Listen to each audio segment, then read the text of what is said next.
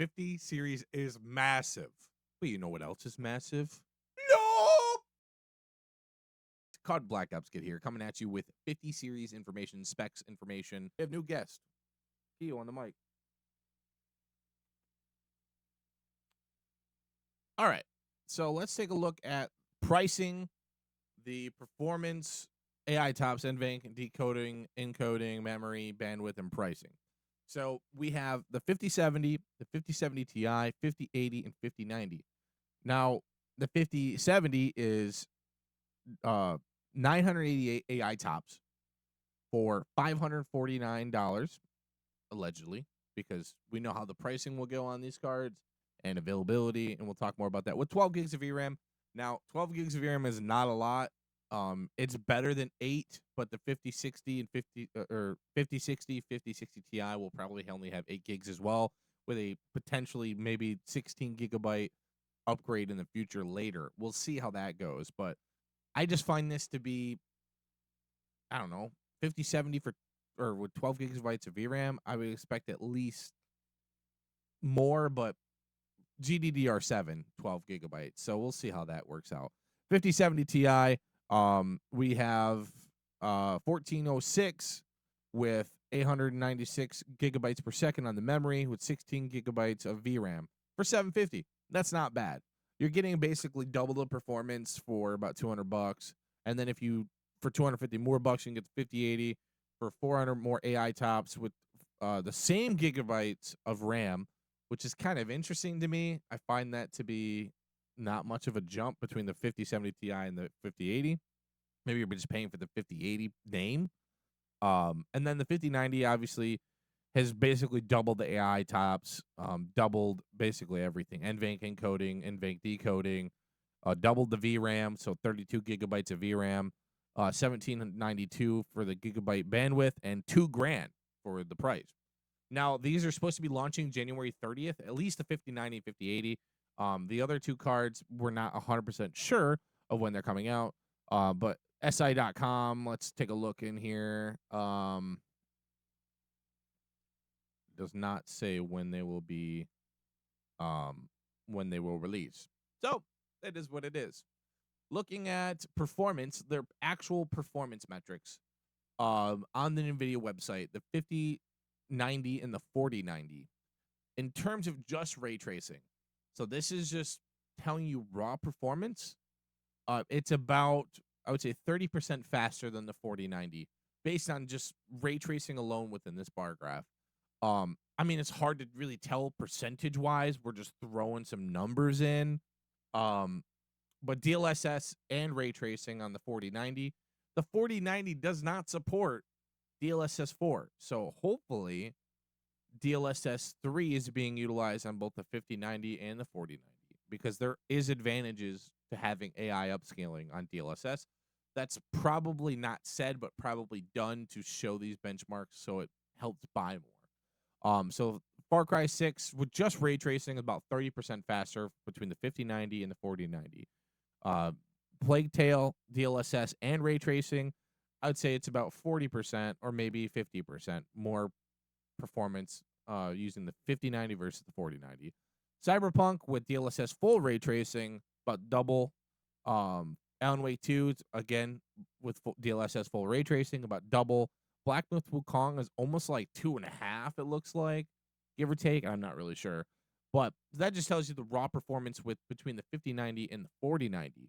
The 5070 is really where I want to take a look. 5070 and 5070 Ti is where I would prefer to stay within the price gap of $550, $750. Again, if the tariffs on stuff coming over does not brutally impact the consumers, aka us. So, so again, basically looks like the same performance, about 30% faster in just ray tracing performance. So the 4070 is at 30% more faster than the 4090. We don't, I wouldn't know without looking up from information, but 5070 is going to be pretty close to the 4090, which is really awesome. Again, Plague Tale about 40%, Cyberpunk about double, Alan Wake 2 double, Black Myth Wukong double. Than the 4070, which I would expect if the 5070 and the 4090 were about the same. I would expect that to be the same. That's just pure understandability. Every generation, the lowest card impacts the lowest card. So that just makes sense. Looking at just ray tracing games, so they're making more RTX games. They talk about DLSS 4 only being utilized on the 50 series cards, as well as uh, the 50 series cards. So DLSS 4 is going to have a big impact and better when it comes to more DLSS games.